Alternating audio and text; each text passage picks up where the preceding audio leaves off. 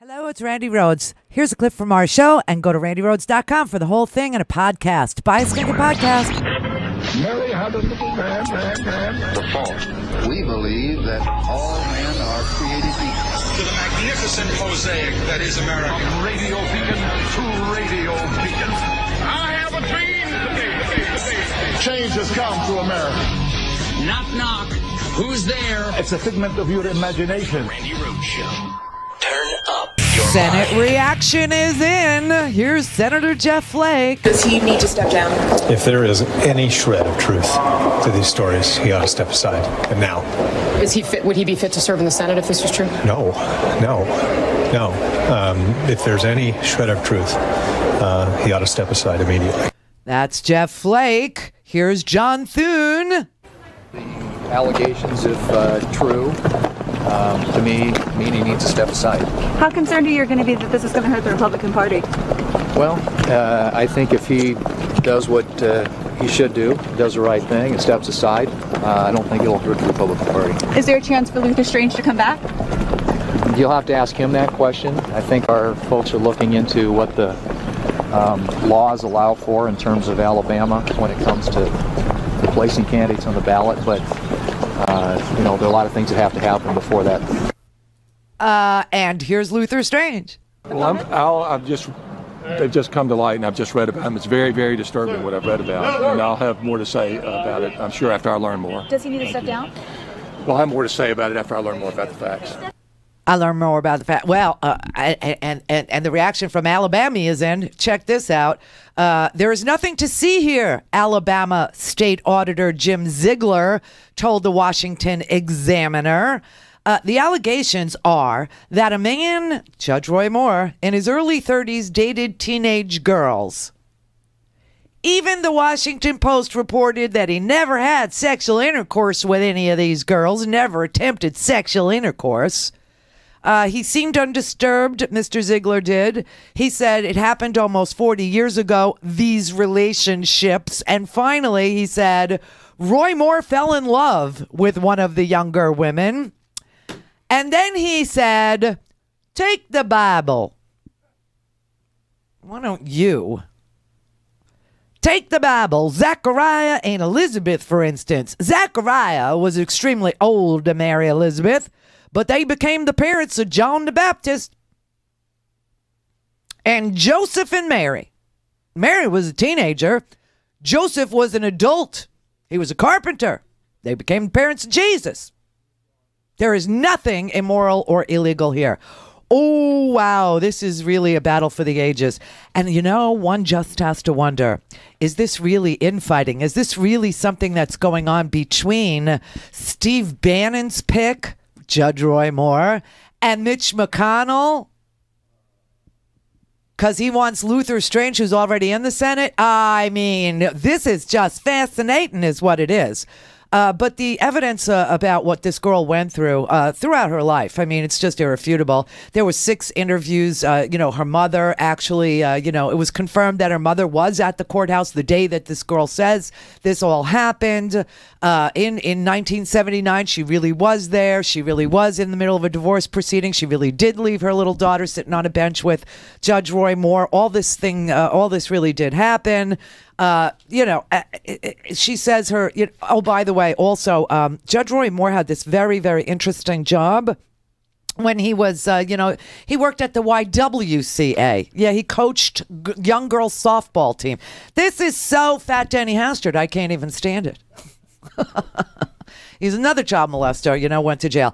But yeah, there's a lot in this. This is a very long article in the Washington Post that just came out. But, you just got to sit there and scratch your head and various other body parts and say, is this McConnell trying to do in Judge Roy Moore? Because remember, Judge Roy Moore went up to the Senate like last week and nobody liked him. Nobody thought that he was Senate material. Nobody, and this is Bannon's pick. And remember, that everybody said Bannon keeps picking losers. Bannon keeps picking everybody that these right-wing lunatics pick lose. And they're telling you, remember the girl that ran and she was like I'm not a witch. And remember the Sarah Palin crowd and the Tea Party crowd. And remember they're not worthy. They always lose. And I don't know if this is Mitch McConnell trying to get people to write in Luther Strange, or if Judge Roy Moore really is this miscreant, or, you know, if it's just women feel emboldened by the Donald Trump because people are, oh, did you see the Country Music Awards last night? Did you see? Okay, when you lose country music, you remember all the punishment that was, leveled upon the Dixie Chicks, also girls, when they criticized W. Remember? See, back in that day, I was working for the company that actually smeared their name right off every playlist, literally boycotted them, literally killed or tried to kill their careers. Literally, the Dixie Chicks, right? Remember? And it became a verb, to be Dixie chicked. Meant to be boycotted, meant to be shunned. This is what Republicans do when you speak out against their leaders, except not last night. Oh, this is something else, man. Check this out. Right now, he's probably in his PJs, watching cable news, reaching for his cell phone. Really? Right now, he's probably asking Siri, how in the hell do you spell Pocahontas? Well, here we go. In the middle of the night, from the privacy of a gold-plated White House toilet seat, he writes, Little Bob Corker, NFL, and Kofi. Kofi! Kofefi? Kofi?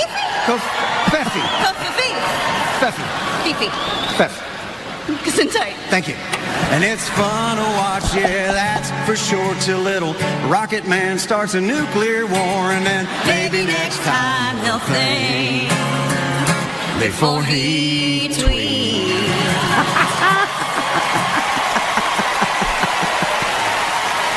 Oh, snap. Oh, damn. You lost country music. Oh, no. Woo. Oh, that I never thought of that before he cheats, before he tweets. That is just such a natural, parody. Where is Weird Al Yankovic when you need him?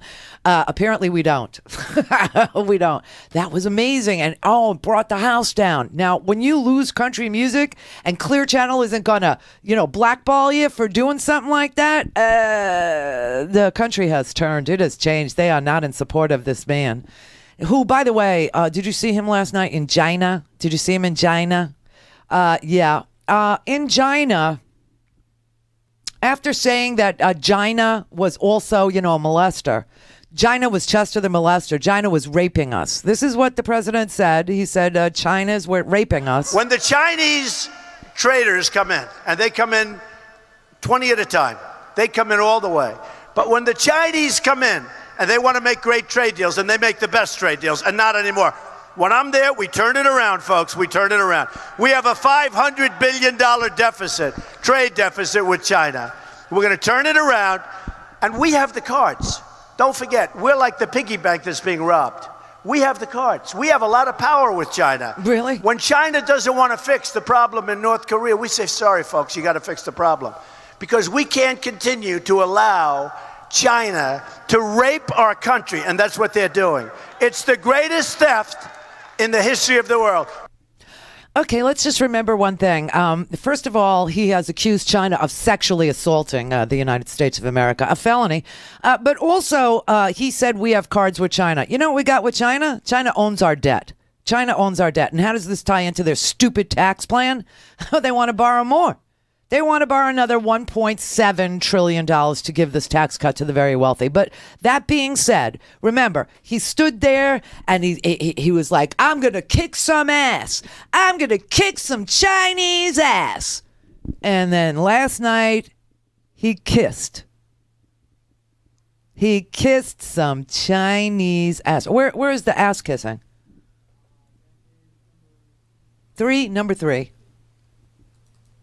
Both the United States and China will have a more prosperous future if we can achieve a level economic playing field. Right now, unfortunately, it is a very one-sided and unfair one. But I don't blame China. After all, Who can blame a country for being able to take advantage of another country for the benefit of its citizens? I give China great credit. Oh, so the hard-nosed negotiator goes to be, he becomes a brown-nosed negotiator. I thought he was going to drive. We have cards and we have this. What does he do? He goes to foreign communist soil, and instead of kicking some commie ass, he kisses some commie ass. And then on top of it, blames his own country for being fat and stupid while denigrating the Chinese by calling them ruthless and deceptive. It was a two for everybody. He insulted the whole freaking world last night. But the thing that really, really kills me is how he goes to foreign soil and blames America first. Every single time this man has a chance, he blames America first. It's unbelievable what he did last night. He is such an idiot. The Chinese must be sitting there looking at him, the way that Trump looked at all those rubes and suckers who signed up for Trump University. It's like that same thing. Whoa, I can't believe you're this stupid. I can't believe you're this gullible. I can't believe, I'm going to have my... I mean, this man is unbelievable. He campaigned on kicking China's ass. He said he was going to be tough. He said he... China. China's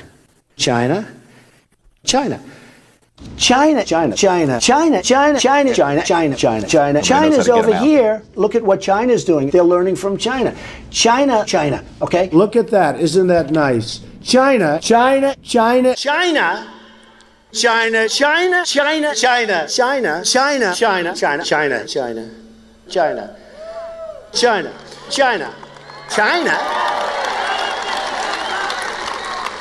And by the way, I love China. I love China. How can you not love China? I love China. China. And China,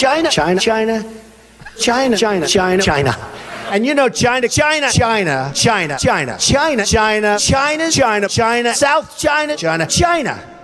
People say, oh, you don't like China. I like China. I love China. China all the time. It's amazing, isn't it? It's freaking amazing. And this is why I really believe we could win in Alabama. I'm just saying, I really do. He's lost country music. That was amazing. That just blew my mind. He kissed Chinese ass. The people who voted for him wanted him to do something about the trade imbalance. They wanted something done about Chinese imports. They wanted something done about Chinese owning our debt. I mean, that's why they voted for Trump, because he was a U.S. nationalist, America first, white supremacist nationalist candidate. And then the second he gets on Chinese soil, he goes from being the hard-nosed negotiator to the brown-nosed ass kisser. Kissed him some major Chinese ass last night. I don't blame China. I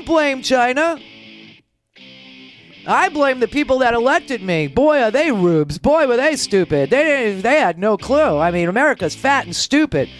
Chinese, hey, man, you're ruthless. You're unbelievable. You come 20 at a time. You make a deal. Unreal.